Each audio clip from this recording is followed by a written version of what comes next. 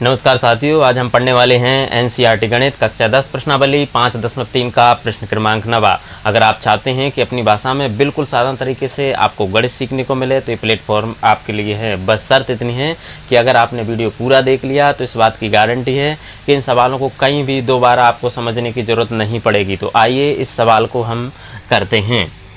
ये सवाल है 9। इसके पिछले सवाल एक एक करके बता चुके हैं, तो आप प्ले लिस्ट में जा कर के आसानी से देख सकते हैं। यदि किसी एपी के प्रथम 7 पदों का योग 49 है और तथा प्रथम 17 पदों का योग 289 है तो प्रथम n पदों का योग ज्ञात कीजिए। इस तरह के सवाल करने के लिए हमें ए और डी पता होना चाहिए। अगर हमको ए और डी पता लग गई है तो इन सवालों को करना बहुत आसान है। हमें योग करना है तो पहले योग वाला फॉर्मूला लगा देंगे। सबसे पहले ये देखेंगे कि इसमें दिया क्या है कि प्रथम 7 पदों का योग, यानी क्या हो जाएगा S7। कितना दिया है 7 पदों का योग 49। दूसरा S17 यानी 17 पदों का योग कितना दिया है 289। अब हम पदों का योग वाला फॉर्मूला लगाएंगे तो यहाँ पर लगाएंगे n/2 कोष्टक के अंदर 2a + n - 1 × d कोष्टक बंद बराबर कितना दिया है S7। 7 पद दिए हैं। अब ये योग वाला फॉर्मूला हमने लिख लिया है। इसमें हम इनके मान रख देते हैं। तो n यानी संख्या कितनी दी गई है 7, तो यहाँ पर लिखेंगे 7/2 कोष्टक के अंदर 2a + यहाँ पर भी क्या हो जाएगा 7 - 1 × d कोष्टक बंद बराबर S7 का मान कितना दिया है 49, तो हम यहाँ पर लिख देंगे 49।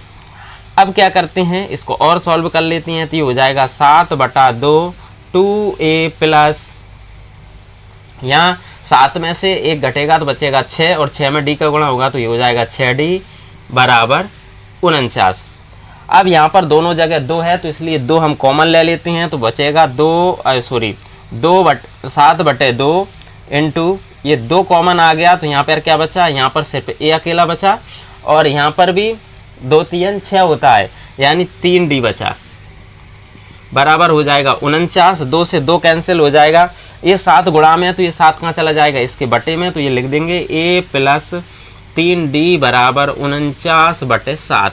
ये हो जाएगा 7 × 7 = 49, तो ये बनेगा a + 3d बराबर 7। इसको हम दे देंगे समीकरण 1। इसी प्रकार हमें इस S7 वाले में भी पदों का योग वाला फॉर्मूला लगाएंगे तो यहाँ पर भी लगाते हैं n/2 कोष्टक के अंदर 2a + n - 1 × d बराबर, इसको मिटा देते हैं, S17। अब इसमें भी हम इसके मान जमा देंगे तो n कितना दिया है 17/2 2a + यहाँ पर भी कितना है 17 - 1 × d बराबर S17 का मान कितना दिया है 289, तो हम यहाँ पर लिख देते हैं 289।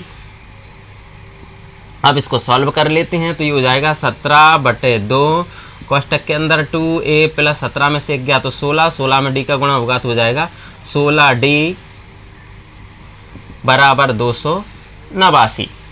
अब क्या करते हैं, इस दोनों में से 2 कॉमन ले लेते हैं तो ये हो जाएगा 17/2 और 2 कॉमन आ गया है तो यहाँ पर a बचा और यहाँ पर बचा 8d बराबर 289। 2 से 2 कैंसिल हो जाएगा। ये 17 कहाँ है गुणा में है तो ये इसके बटे में चल जाएगा तो हो जाएगा a + 8d बराबर 289/17। अब यहाँ पर 17 से इसको काटेंगे तो 17 एकम 17 और ये 119 हो जाएगा। 17 7 119 यानी कि क्या हो गया a + 8d बराबर हो जाएगा 17। इसको दे देंगे समीकरण 2। अब प्रतिस्थापन या विलोपन विधि लगा करके हम a और d का मान ज्ञात करेंगे और उसके बाद में और Sn वाला फॉर्मूला लगा करके इस सवाल को सॉल्व करेंगे। तो हम क्या करते हैं, सबसे पहले यहाँ पर 2 समीकरण बन गए हमारे पास में। तो समीकरण 2 में से, क्योंकि हम विलोपन विधि लगा रहे हैं तो समीकरण 2 में से हम समीकरण 1 को घटा देंगे। क्यों घटा देंगे, क्योंकि यहाँ पर a है जो उसको सेम मान है और ये सेम कटेगा नहीं, इसलिए माइनस प्लस हो जाएगा घटाने में, तो इसलिए इसको हम घटा रहे हैं। तो यहाँ पर लिखेंगे समीकरण 2 में से समीकरण 1 को घटाने पर। तो समीकरण 2 क्या है? समीकरण 2 है a + 8d = 17 और दूसरा है ये। और समीकरण 1 क्या है? समीकरण है 1 है a + 3d, ये 3d रहा, बराबर 7। हम घटा रहे हैं तो इस घटाने में क्या होता है, चिन्ह बदल जाते हैं। तो a से a कट गया, 8 में से 3d कैंसिल हो जाएगा तो बचेगा, माइनस हो जाएगा तो बचेगा 5d बराबर, और 17 में से 7 जाएगा तो बचेगा 10। तो यहाँ पर क्या हो गया है, यहाँ हो गया है ये 5 क्या है, गुणा में है तो ये चला जाएगा इसके बटे में, तो d बराबर हो जाएगा 10/5, यानी 5 दूनी 10। तो यहाँ पर d का मान कितना आया है, d बराबर आया है 2। अब हम a और निकाल लेते हैं, इसके बाद इसका फॉर्मूला लगाएंगे।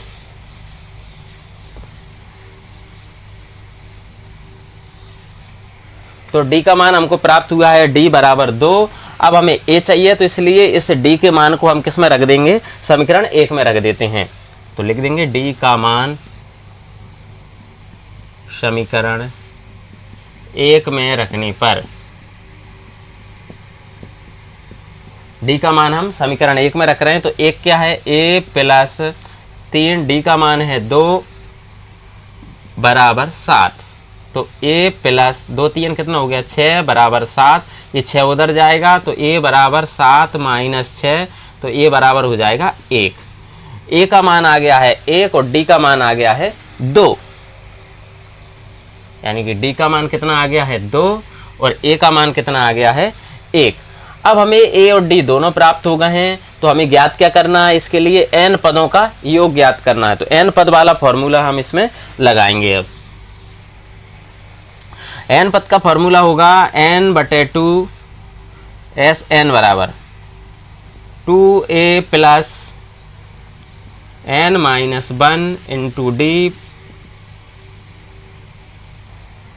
ये फॉर्मूले में हम इसको जमाना है, तो n का n ही दिया है, n/2 का n/2 ही लिख लेंगे।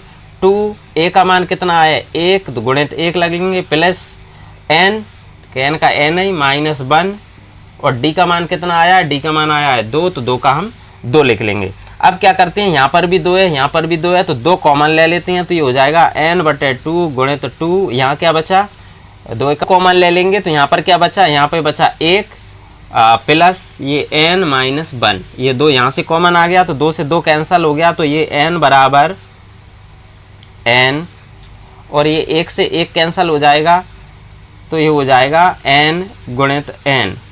तो बराबर क्या हो गया है, n²। ये किसका मान आया है, Sn का, यही हमको ज्ञात करना था और यही आंसर है। इस तरह से ये सवाल आप कर सकते हैं। तो उम्मीद करते हैं कि सवाल आपको समझ में आया होगा। अगर आपको समझ में आया तो इस आइकन पर क्लिक करके चैनल को सब्सक्राइब कीजिए, और अगर वीडियो पसंद आया है तो लाइक शेयर कमेंट जरूर कीजिए। बहुत बहुत धन्यवाद।